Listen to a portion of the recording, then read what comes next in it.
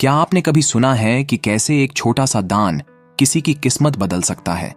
इस कहानी में हम जानेंगे कि जब किस्मत भी किसी के खिलाफ हो, तब भी सच्चे दिल से किए गए दान कैसे मौत को भी हरा सकते हैं। यह कहानी एक राजा और रानी की है, जिनके जीवन में कोई उम्मीद नहीं थी, लेकिन एक दिन कुछ ऐसा हुआ जिसने उनकी पूरी तकदीर बदल दी।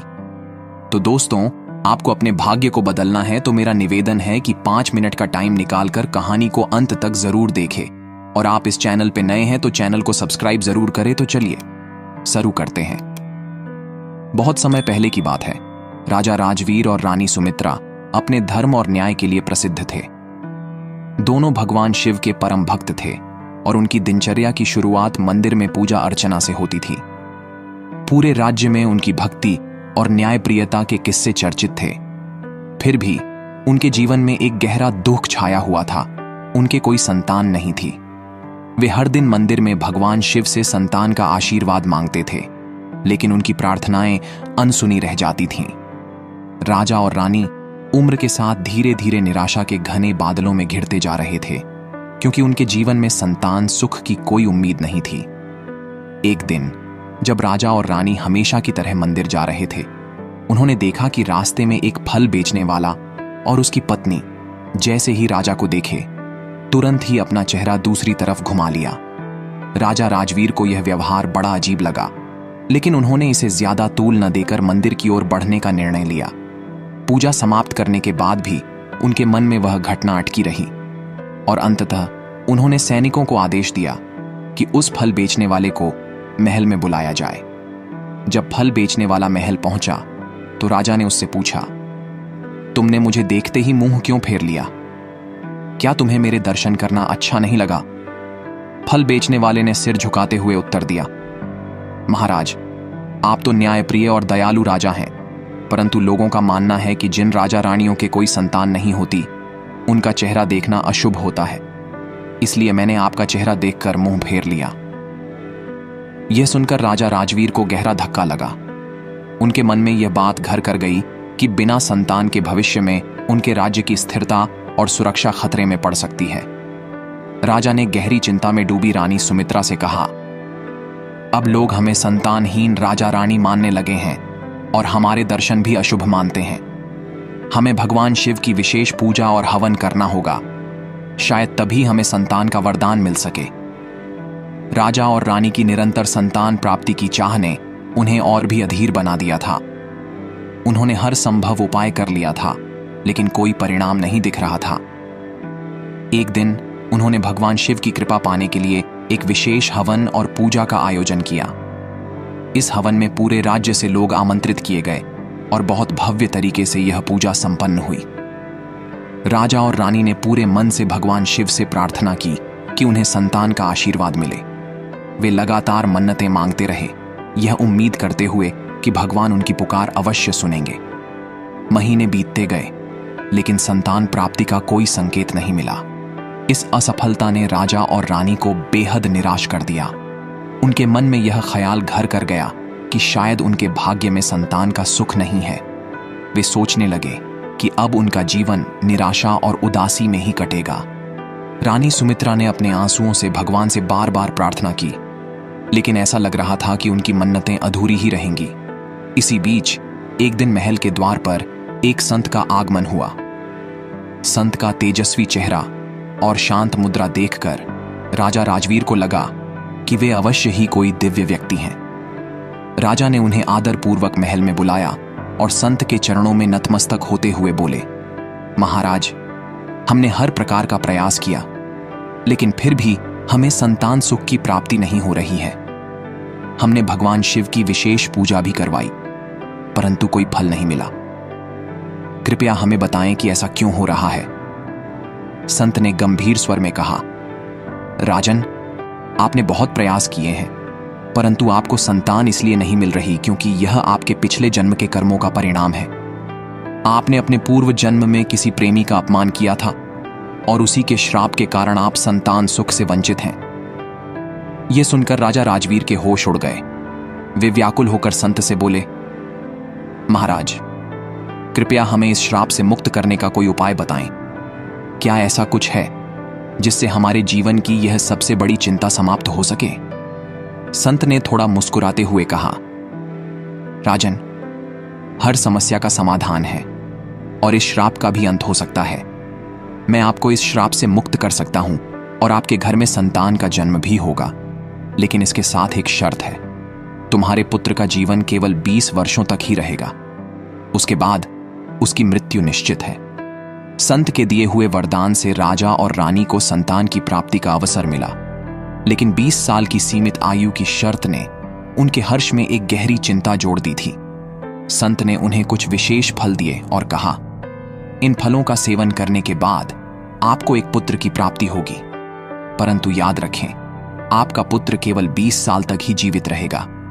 20 साल की आयु में उसकी मृत्यु निश्चित है। राजा और रानी यह सुनकर बेहद विचलित हो गए, लेकिन संतान प्राप्ति की उत्कट इच्छा ने उन्हें संत के वरदान को स्वीकार करने पर मजबूर कर दिया। राजा राजवीर ने सोचा कि अगर उन्हें एक पुत्र मिल जाता है तो वह कम से कम वंश को आगे बढ़ाने के लिए उसका विवाह करवा सकेंगे। इस विचार से उन्होंने संत की शर्त मान ली। राजा और रानी ने संत के द्वारा दिए गए फलों को पूरी श्रद्धा और विश्वास के साथ ग्रहण किया। कुछ ही महीनों के भीतर रानी सुमित्रा ने एक अत्यंत सुंदर और तेजस्वी पुत्र को जन्म दिया। उसका नाम उन्होंने देवांश रखा, जिसका अर्थ था देवताओं का अंश। देवांश का जन्म होते ही पूरे राज्य में उत्सव का माहौल बन गया। राज्य के नागरिक भी राजा और रानी की प्रसन्नता में सहभागी हुए और जगह जगह उत्सव मनाया गया। सबने यही सोचा कि अब राज्य का भविष्य सुरक्षित है और देवांश के रूप में राज्य को एक योग्य उत्तराधिकारी प्राप्त हो गया है। समय बीतता गया और देवांश बड़ा होने लगा। वह अत्यंत तेजस्वी, बुद्धिमान और परोपकारी था। उसके गुणों ने न केवल उसके माता पिता बल्कि पूरे राज्य का दिल जीत लिया था। लेकिन जैसे जैसे उसकी आयु 20 वर्ष की ओर बढ़ने लगी, राजा राजवीर और रानी सुमित्रा की चिंता भी बढ़ने लगी। वे संत की दी गई शर्त को भूल नहीं पाए थे और हर दिन भगवान शिव से देवांश की लंबी उम्र की प्रार्थना करने लगे। रानी अक्सर रातों में रोती और भगवान से अपने पुत्र के लिए आशीर्वाद मांगती, लेकिन नियति की अटलता ने उनके मन में भय को गहरा कर दिया था। इस बीच पड़ोसी राज्य में एक अत्यंत सुंदर और करुणामयी राजकुमारी थी, जिसका नाम काल्याणी था। काल्याणी अपने सौंदर्य और दया के लिए पूरे राज्य में प्रसिद्ध थी। वह रोजाना गरीबों और भूखों को भोजन और वस्त्र दान करती थी और राज्य के हर नागरिक की भलाई के लिए प्रयत्नशील रहती थी। राजा राजवीर और रानी सुमित्रा ने काल्याणी के गुणों के बारे में सुनकर निश्चय किया कि वह देवांश के लिए सबसे उपयुक्त जीवन संगिनी होगी। उन्होंने अपने पुत्र के विवाह की तैयारी शुरू कर दी, ताकि कम से कम उनका वंश आगे बढ़ सके और भविष्य सुरक्षित हो सके। राजा राजवीर ने अपने पुत्र देवांश का विवाह राजकुमारी काल्याणी से करवा दिया। विवाह बहुत धूमधाम से हुआ और दोनों परिवारों में खुशी का माहौल था।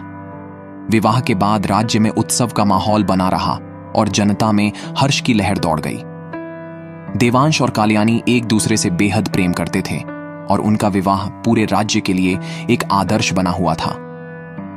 लेकिन राजा राजवीर और रानी सुमित्रा की चिंता कभी खत्म नहीं हुई। उन्हें संत की चेतावनी की याद हर पल सताती थी और देवांश की उम्र धीरे धीरे 20 वर्ष के नजदीक पहुंच रही थी। राजा और रानी को यह डर हमेशा सताता रहता था कि देवांश की उम्र पूरी होते ही संत की भविष्यवाणी सच हो जाएगी। काल्याणी अपने गुणों और परोपकार के लिए पहले से ही प्रसिद्ध थी और अब वह देवांश के साथ अपने नए जीवन को प्रेम और समर्पण से आगे बढ़ा रही थी। वह रोज सुबह भगवान शिव की पूजा करती और फिर गरीबों और भूखों को दान देने का कार्य करती। उसे विश्वास था कि जीवन में सुख और शांति का एकमात्र मार्ग पुण्य और सेवा के माध्यम से ही पाया जा सकता है। उसके दिन का सबसे महत्वपूर्ण कार्य था कि वह किसी भूखे को भोजन प्रदान करे और यह उसकी आदत बन चुकी थी। देवांश को भी उसकी इस दयालुता पर गर्व था और वह भी राज्य की भलाई के कार्यों में काल्याणी का साथ देता था। एक दिन काल्याणी ने बड़े प्रेम से अपने पति के लिए स्वादिष्ट भोजन तैयार किया था। वह देवांश के साथ भोजन करने की तैयारी कर ही रही थी कि अचानक उनके महल के दरवाजे पर एक भूखा व्यक्ति आया और उसने भोजन की याचना की। काल्याणी ने उसे देखकर सोचा, आज मैंने किसी भूखे को भोजन नहीं दिया है और अगर मैं इसे खाली हाथ लौटा दूंगी तो मेरा दिन अधूरा रहेगा। उस भूखे व्यक्ति के चेहरे पर दुख और कष्ट साफ दिखाई दे रहे थे और कालयानी के मन में दया उमड़ पड़ी। बिना एक पल गंवाए उसने अपने पति के लिए तैयार किया हुआ भोजन उस भूखे व्यक्ति को दे दिया। उस व्यक्ति ने कालयानी को धन्यवाद दिया और आशीर्वाद देते हुए चला गया। कालयानी ने तुरंत देवांश के लिए दूसरा भोजन बनाने की तैयारी की, लेकिन देवांश ने उसे रोक दिया। उसने कहा, कालयानी, तुम्हारा यह कार्य मुझे बहुत प्रिय है। तुमने उस भूखे को भोजन देकर न केवल उसका पेट भरा, बल्कि मेरे दिल को भी संतोष और गर्व से भर दिया है। हमें भगवान की भक्ति और परोपकार में कभी भी पीछे नहीं हटना चाहिए। देवांश की बात सुनकर कालयानी मुस्कुराई, लेकिन उसके दिल में कहीं ना कहीं चिंता भी थी कि देवांश की उम्र की सीमा अब बहुत निकट आ चुकी थी। उसे यह एहसास था कि आने वाले दिनों में उनके सामने कुछ बड़ी चुनौती खड़ी हो सकती है। जब देवांश अपने कमरे की ओर बढ़ रहा था, तब यमदूत पहले से ही उसकी आत्मा लेने के लिए तैयार खड़े थे। कमरे में एक जहरीला सांप छिपा हुआ था, जो जल्द ही देवांश को डसने वाला था। यमदूतों को यह झांत था कि जैसे ही सांप देवांश को डसेगा, वे उसकी आत्मा को अपने साथ यमलोक ले जाएंगे। राजा राजवीर और रानी सुमित्रा को संत की दी गई चेतावनी याद आ रही थी और वे लगातार अपने पुत्र की सुरक्षा के लिए भगवान शिव से प्रार्थना कर रहे थे। लेकिन भाग्य का खेल कुछ और ही होने वाला था। उसी समय उस भूखे व्यक्ति की बेटी, जिसने कालयानी का दिया हुआ भोजन खाया था, अपने घर में प्रार्थना कर रही थी। उसने अपने मन से सच्चे दिल से कहा, जिसने हमें भोजन दिया है, भगवान उसकी रक्षा करें और उसके पति की उम्र 100 साल हो। उसकी यह सच्ची प्रार्थना ब्रह्मांड में एक अद्भुत ऊर्जा का संचार कर रही थी। उसी पल आकाश से एक दिव्य देवदूत प्रकट हुआ और उसने कमरे में छिपे सांप को भगाकर देवांश की जान बचा ली। देवदूत ने यमदूतों से कहा, तुम इस युवक की आत्मा को लेने नहीं जा सकते। यदि श्राप का असर होता है तो आशीर्वाद का भी असर होता है, और इस युवक पर उसकी पत्नी के दान और आशीर्वाद का प्रभाव पड़ा है। यमदूत यह सुनकर हैरान रह गए और तुरंत यमराज के पास जाकर उन्हें पूरी घटना सुनाई। उन्होंने कहा, हम युवक की आत्मा लेने गए थे, लेकिन राजकुमारी कालयानी के पुण्य और आशीर्वाद ने उसे मृत्यु से बचा लिया। हम उसे ले जाने में असमर्थ हैं। यह सुनकर यमराज स्वयं पृथ्वी पर आए और बोले, इस युवक की आयु पूरी हो चुकी है। नियति के अनुसार उसकी आत्मा अब यमलोक की ओर प्रस्थान करने वाली है। मैंने उसकी मृत्यु का समय निर्धारित किया है और अब मैं उसे अपने साथ ले जाने आया हूं। लेकिन देवदूत ने यमराज को चुनौती दी और कहा, अगर तुम श्राप का सम्मान कर सकते हो तो आशीर्वाद का भी सम्मान करना होगा। यह ईश्वर की इच्छा है कि जिसने पुण्य किया है उसे उसका फल मिले। कालयानी का प्रेम और उसकी सेवा भावना ने इस युवक की मृत्यु को टाल दिया है। यमराज ने यह सुनकर कुछ समय के लिए विचार किया और अंत में निर्णय लिया, तुम्हारा तर्क सही है। यदि श्राप का प्रभाव हो सकता है तो आशीर्वाद का भी होना स्वाभाविक है। इस युवक की आयु अब 100 वर्ष कर दी जाती है।